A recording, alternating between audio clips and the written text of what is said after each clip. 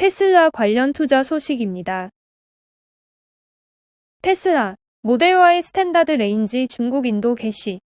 CATL 배터리 탑재. 테슬라가 중국에서 전기차 모델 Y의 스탠다드 레인지 모델 인도를 개시했다.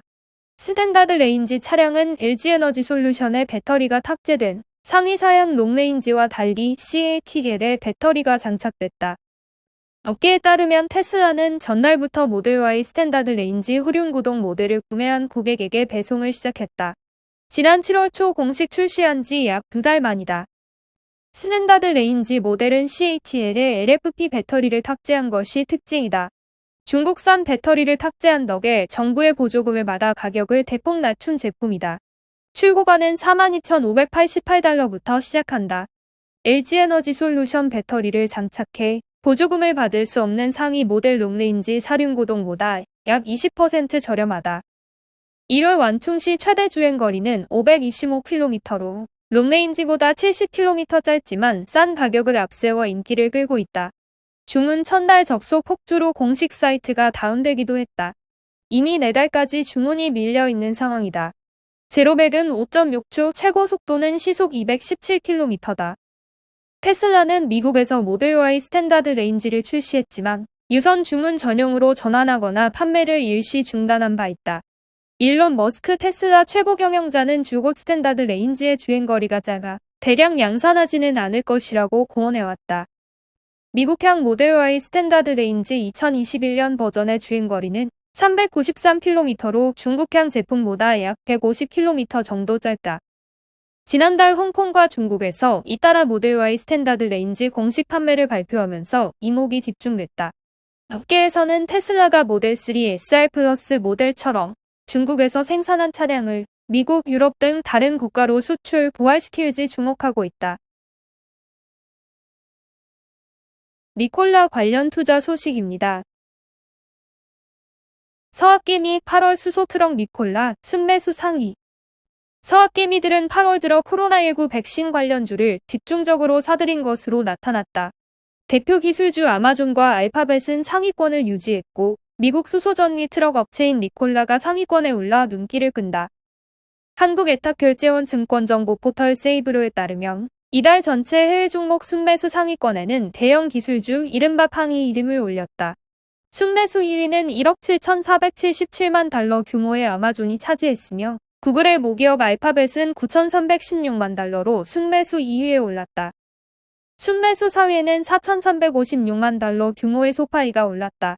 소파이는 회원 중심의 대출, 금융 서비스, 기술 플랫폼 등의 서비스 제공하는 기업이다.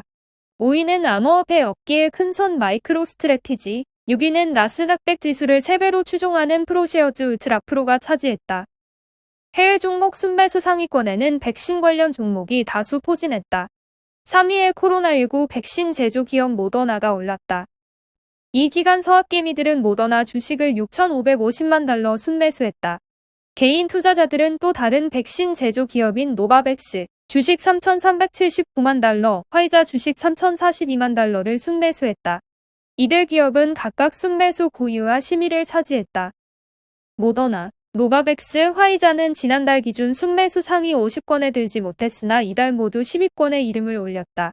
이 같은 현상은 전 세계적인 델타 변이 바이러스 확산에 따른 백신 수요 증가 전망이 반영된 것으로 보인다. 특히 창업자가 주가 조작 혐의를 받고 있는 니콜라가 3,598만 달러 규모로 7위에 올라 눈길을 끈다. 니콜라 창업주 트레버 밀턴은 지난달 증권 금융 사기로 뉴욕 남부연방지방검찰에 기소됐다. 밀턴은 니콜라는 사기 회사라는 내용의 힌덴버그 리서치 보고서가 나오며 논란이 일자 지난해 9월 최고 경영자 자리에서 물러났으나 최대 주주 자리는 유지하고 있다. 작년 한때 90달러 이상 치솟았던 니콜라 주가는 현재 9달러대로 떨어진 상태다.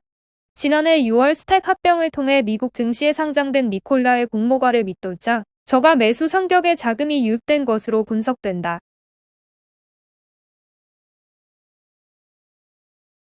애플 관련 투자 소식입니다. 팀쿡, 애플 주식 500만 주 매각, 8,800억 벌어. 팀쿡 애플 최고 경영자가 500만 주 이상의 애플 주식을 팔아 7억 5천만 달러 수익을 올린 것으로 확인됐다. 이 같은 사실은 애플이 미국 증권거래위원회에 제출한 자료를 통해 공개됐다고 CNBC가 전했다. 팀 쿡이 받은 애플 주식 500만 주는 10년 전 CEO로 취임할 때 계약했던 보상 패키지의 마지막 부분이다. 팀 쿡은 지난해 2026년까지 적용되는 새로운 보상 계약을 체결했다. 쿡은 마지막 보상분으로 받은 애플 주식 500만 주 대부분을 매각한 것으로 알려졌다. SEC 자료에 따르면 팀 쿡은 이번 주 초 애플 주식 1천만 달러가량을 익명의 자선단체에 기부했다. 2011년 애플 CEO에 취임한 팀 쿡은 10년 동안 회사를 엄청나게 키워냈다. 팀 쿡 취임 당시에 비해 애플 주가는 1200% 이상 상승했다. 애플은 핵심 수익원인 아이폰이 여전히 강세를 보이고 있다. 이런 가운데 팀 쿡은 서비스 사업을 강화하는 데 많은 공을 쏟았다. 또 애플워치를 비롯한 다른 기기도 연이어 내놓으면서 수익을 다각화하는 데도 성공했다.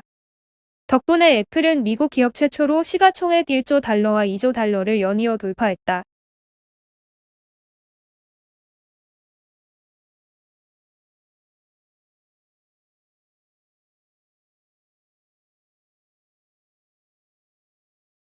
마이크로소프트 관련 투자 소식입니다. 마이크로소프트 인도 스타트업 용단 투자. 마이크로소프트가 인도 스타트업 생태계 육성에 나섰다. MS는 이번 육성 프로그램에 클라우드 서비스인 애저를 적극적으로 활용해서 인도 기업용 클라우드 부문 확장도 꾀한다. MS는 인베스트 인디아와 손잡고 인도의 기술 스타트업을 육성하는 마이크로소프트 포 스타트업스를 실시한다고 밝혔다. 이번 프로그램에는 농업, 국방, 안보, IT, 이모빌리티, 폐기물 관리, 금융 서비스 등의 분야의 11개 스타트업이 이름을 올렸다. MS는 이번 스타트업 육성 프로그램에 참여하는 기업들에게 자사의 클라우드 서비스인 애저를 통해 비즈니스 체계를 구축할 수 있도록 돕고 스타트업이 성장할 수 있도록 맞춤형 기술 지원, 멘토링 등 다양한 지원을 받게 된다. MS는 이번 스타트업 육성 프로그램에 참여하는 기업들이 애저 마켓플레이스, 엔터프라이즈 영업팀, 파트너 에코시스템 등을 활용해 신속하게 시장 출시 전략을 설정하고 실행할 수 있을 것으로 기대하고 있다. 또한 스타트업에 애저의 기업용 시스템을 적용함으로써 서비스를 홍보하는 장으로 사용할 수 있을 것으로 보인다. MS 관계자는 이번 프로그램은 인도의 스타트업 생태계에 대한 우리의 약속을 지키는 것이라며 신생 기업들의 열정을 극대화할 수 있는 흥미로운 기회가 될 것이라고 말했다. 바이두 관련 투자 소식입니다. 중국 최대 포털 바이두가 자국서 저작물 유통권 침해 소송에서 패소했다. 법원이 바이두에 부과한 보상액은 크지 않지만 저작권 침해 문제에 둔감했던 중국 내에서 저작물 유통권까지 인정받은 결과여서 관심을 끈다. 중국 기업정보 플랫폼 텐엔차에 따르면 산동성 지난시 중급인민법원은 지적재산권 전문 기업 지난종지아 지적재산권 대리유한공사가 바이두의 자회사 베이징 바이두닷컴과 기술유한공사를 상대로 제기한 저작물 유통권 분쟁 소송에서 지난종지아 측 손을 들어줬다. 지난종지아 측은 자사가 저작권을 대리하는 완고아 작가의 15만 자 분량의 책, 교과서에 없는 역사 이야기를 바이두가 자사 포털에 노출해 자사 저작권을 침해했다며 소송을 제기했다. 바이두 측은 문제의 저작물을 올린 건 우리가 아닌 별개의 회사이며 포털은 이와 무관하다고 주장했다. 포털에 주어진 콘텐츠 관리 책임은 과실 없이 수행했다는 것이다. 법원은 그러나 영리 목적의 포털을 운영하는 바이두 역시 저작물 유포권 침해에 대한 민사 책임이 있다고 보고 바이두에게 저작물 침해 행위 중단 및 3만 위안 피해 보상을 명령했다. 저작권 업계에 따르면 중국은 2010년대 중후반까지만 해도 저작권에 대한 인식이 없어 짝퉁 제품이 빈번했다.